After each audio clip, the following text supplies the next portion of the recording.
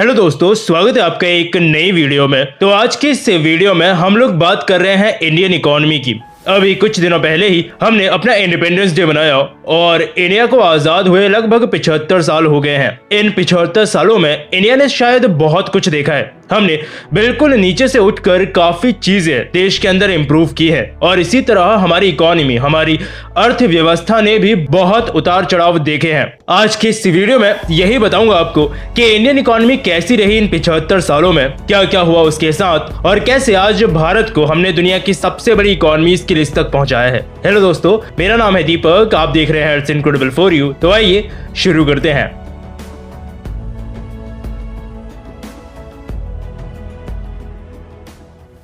तो बिल्कुल शुरुआत से शुरू करते हैं। ये बात आपने पहले भी सुनी होगी कि इंडिया को गोल्डन बर्ड बोला जाता था, यानी सोने की चिड़िया, क्योंकि ईस्ट में इंडिया, चाइना, इनका कंट्रीब्यूशन बहुत ज्यादा हुआ करता था वर्ल्ड इकोनॉमी में। लेकिन उसके बाद इन्वेजन हुआ, ब्रिटिशर्स भी आए, फाइनली चीजें काफी बदल गई। यहाँ पे एक चीज मैं जरूर मेंशन करूंगा, वो ये कि बेसिकली बोला जाता है कि मुगल्स के टाइम से ही इंडियन इकोनॉमी बिल्कुल खत्म होने लगी थी, जो पूरा सच नहीं है। क्या मुगल्स इन्वेजन से इंडियन इकोनॉमी पे इफेक्ट आया था? तो हाँ, लेकिन क्या उन्होंने इंडियन इकोनॉमी पूरी तरह बर्बाद कर दी थी? नहीं, ये काम पूरी तरह ब्रिटिशर्स ने किया था। खैर, आजादी मिली हमें 1947 में और उस वक्त इंडिया का कंट्रीब्यूशन वर्ल्ड इकोनॉमी में लगभग 3% रह गया था। मतलब आप समझ सकते हो, इंडिया को जब गोल्डन बर्ड बोलते थे तब इंडियन इकोनॉमी वर्ल्ड में 28 से 30% तक कंट्रीब्यूट करती थी। खैर, पास्ट है लेकिन सच है। नाउ अब भारत आजाद हुआ 1947 में, तो इंडिया के पास क्या था? क्या एजुकेटेड वर्कफोर्स थी जो अच्छे लेवल पे काम कर सके? नहीं। क्या इंडस्ट्रीज थी? नहीं। कुछ थी बनाई हुई अंग्रेजों द्वारा कुछ बड़े बड़े शहरों में जो उन्हीं के इस्तेमाल में ली जाती थी। तो फिर था क्या? एग्रीकल्चर। मैं काफी श्योर हूं जितने आप लोग वीडियो देख रहे हो, 2-3 जनरेशन आप पीछे जाओ, 90% आप लोगों की 2-3 पिछली जनरेशन एग्रीकल्चर सेक्टर में जरूर रही होंगी, अगर अभी नहीं है तो। इसीलिए तो भारत कृषि प्रधान देश कहलाया। खैर, लेकिन यहाँ पे एक चीज जो उस समय हमारे प्राइम मिनिस्टर जवाहरलाल नेहरू ने अपनाई, वो थी सोशलिस्ट पॉलिसी। इंडिया उस वक्त सोवियत यूनियन के काफी क्लोज था। मानो या ना मानो, इंडियन इकोनॉमी में सोवियत यूनियन का इंपैक्ट दिखता था और वही हुआ।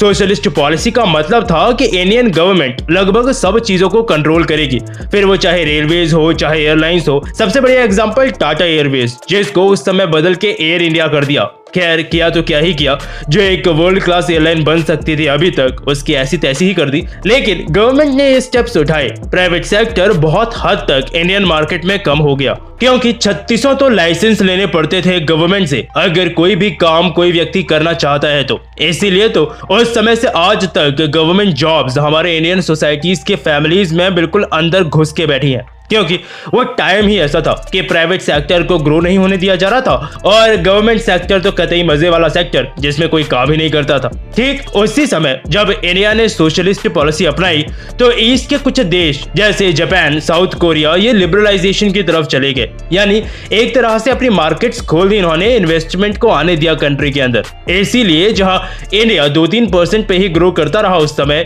इन कंट्रीज की ग्रोथ ने बुलेट ट्रेन की रफ्तार पकड़ ली। आज अगर आपको लगता है कि ईस्ट की कंट्रीज बहुत ज्यादा ग्रो कर चुकी है, तो एक रीजन ये जरूर है कि शुरुआत से ही उनकी मार्केट्स खुली थी। तो फिर क्या शुरुआत में ही इंडियन गवर्नमेंट द्वारा सोशलिस्ट पॉलिसी अपनाना गलत था? शायद नहीं। गवर्नमेंट को इतना टाइम चाहिए था शुरुआत में कि वो चीजों को कंट्रोल करे और धीरे धीरे वापस उन्हें ट्रैक में लेकर के आए। लेकिन उसके बाद गवर्नमेंट को धीरे धीरे पॉलिसीज को हटाना चाहिए था, क्योंकि जहां दुनिया इंडस्ट्रियलाइजेशन, टेक्नोलॉजी की तरफ जा रही थी, वहां हम एग्रीकल्चर को ही कब तक पकड़ के रखते और उसके थ्रू कितना ग्रो कर पाते। लेकिन ऐसा हुआ नहीं।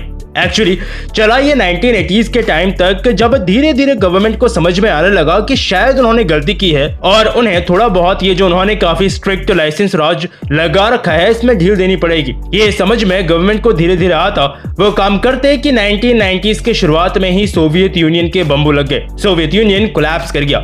ये बहुत बड़ा झटका था इंडिया के लिए और इसका इफेक्ट इंडियन इकोनॉमी में भी आया। पहले से ही सोशलिस्ट पॉलिसी अपनाई थी तो 1991 में आ गया क्राइसिस। हमारे फॉरेन रिजर्व्स बिल्कुल खत्म हो गए थे और इंपोर्ट लायक पैसा उस समय सिर्फ कुछ ही दिनों का बाकी था और उस समय IMF जैसी एजेंसी ने भी क्लियरली बोला था कि इंडिया को अपने मार्केट्स खोलने की जरूरत है, ग्लोबलाइजेशन लिबरलाइजेशन की जरूरत है, नहीं तो इंडियन इकोनॉमी खुद ही सुसाइड कर लेगी। और फाइनली उस समय फिर जाकर के प्रॉपर इकोनॉमिक लिबरलाइजेशन किया गया, जो गवर्नमेंट के इतने सारे कंट्रोल्स, इतनी सारी पॉलिसीज थी, उन्हें कम किया गया। रिजल्ट क्या निकला? जो सोचा गया था, एक के बाद एक कंपनीज इंडिया के अंदर आनी शुरू हो गई। सबसे बड़ा फायदा कि यहाँ ह्यूमन रिसोर्स था और चीप ह्यूमन रिसोर्स था। चीन ने फायदा कैसे उठाया अपने टाइम पे? क्योंकि वहां पे ह्यूमन रिसोर्स अच्छी मात्रा में सस्ते दामों पे था। इस लिबरलाइजेशन के बाद इंडियन इकोनॉमी ने ढंग से ग्रो करना शुरू किया। आज के समय में भले ही हमारा देश कृषि प्रधान बोला जाता हो, जिसमें कोई बुराई नहीं है, लेकिन सर्विस सेक्टर का आज के समय में इंडियन इकोनॉमी में सबसे ज्यादा कंट्रीब्यूशन है। और ये सर्विस सेक्टर, IT सेक्टर तभी से ग्रो किए जब से लिबरलाइजेशन आया। 2015, 16, 17 और 18 इंडियन इकोनॉमी दुनिया की सबसे तेज ग्रो करती इकोनॉमीज में से एक थी। कोरोना से जस्ट थोड़ा पहले इंडियन इकोनॉमी में स्लो डाउन देखने को मिला था और जो बची कुछ कसर थी वो कोरोना ने पूरी कर दी, जब इंडियन इकोनॉमी 2020-21 में 6.5% के आसपास गिर गई थी। अगले साल वैसे इसने अच्छा बाउंस बैक किया, जहां 8.5% से इंडियन इकोनॉमी ने उस साल ग्रो किया था। अभी Indian nominal GDP $3.5 trillion approx और PPP यानी परचेजिंग पावर पैरिटी 11.7 $11.7 ट्रिलियन के आसपास है। PPP के टर्म्स में इस वक्त चाइना अमेरिका के बाद इंडिया सबसे बड़ी इकोनॉमी है, अगर यूरोप यानी यूरोपियन यूनियन को छोड़ दे तो, क्योंकि वो फिर एक देश नहीं है, पूरा यूनियन है कंट्रीज का। बाकी इस वक्त की बात करें तो प्रेडिक्टेड है कि 7.5% के आसपास इंडियन इकोनॉमी ग्रो कर सकती है। इसमें एक और अच्छी बात है वैसे कि मार्केट देख के ऐसा लग रहा है कि ग्लोबल रिसेशन आ सकता है। 2008 में भी आया था, उस समय इंडिया इससे बहुत ज्यादा इफेक्ट नहीं हुआ था। और अच्छी बात यह है कि इस बार अंदाजा लगाया जा रहा है कि अगर ग्लोबल रिसेशन आता है तो इंडिया में इफेक्ट आने के चांसेस इस वक्त भी काफी कम है। ये अलग बात है कि हमारे एक पड़ोसी श्रीलंका, आई गेस इससे सबसे ज्यादा इफेक्ट हो सकता है। यानी अगर आप ध्यान से एनालिसिस करोगे तो इंडियन इकोनॉमी का हिस्ट्री से ही ग्राफ काफी टेढ़ा मेढ़ा रहा है। आजादी के बाद एक फ्लैट सा ग्राफ रहा, फिर 1991 में बम्बू लग गए, फिर वापस उठाया गया इकोनॉमी को धीरे धीरे करके। कुछ समय के लिए दुनिया की फास्टेस्ट ग्रोइंग इकोनॉमी बन गई, फिर कोरोना आया, फिर से बम्बू लग गए और वापस इकोनॉमी ने फिर से बाउंस बैक किया। लेकिन सबसे इंपॉर्टेंट, आगे क्या प्रेडिक्ट क्या कर सकते हैं हम 2030 तक? अगर इंडियन इकोनॉमी ऐसी ही ग्रो करती रही तो तीसरी सबसे बड़ी इकोनॉमी बन सकती है नॉमिनल टर्म्स में अमेरिका और चाइना के बाद। ऐसा हो सकता है 2030 तक।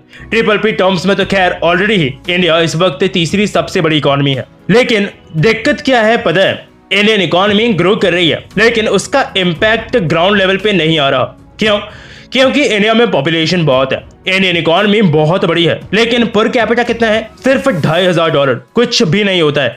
यानी इंडियन इकोनॉमी को ग्रो करना ही सिर्फ टारगेट नहीं होगा, बल्कि पर कैपिटा बढ़ाना भी इंडियन इकोनॉमी का टारगेट होना चाहिए। अगले कुछ सालों में इंडिया के अंदर आई गेस कई सारे प्रोजेक्ट्स कंप्लीट होंगे, कई सारे इंडस्ट्रियल कॉरिडोर्स तैयार हो जाएंगे, इंफ्रास्ट्रक्चर बेहतर होगा। इसका फायदा हमारी इकोनॉमी को जरूर मिलेगा। लेकिन एक डर जो इस वक्त इंडियन इकोनॉमी के लिए है वो ये है कि इंडियन इकोनॉमी जो प्रोजेक्ट करती है वो रियल इमेज नहीं है। $3.5 ट्रिलियन, $3.5 ट्रिलियन भले ही दिखता बहुत बड़ा नंबर है, लेकिन जब इंडिया में पॉवर्टी या पॉपुलेशन या पर कैपिटा देखी जाती है तो वो नंबर अपने आप फिर छोटा दिखने लगता है।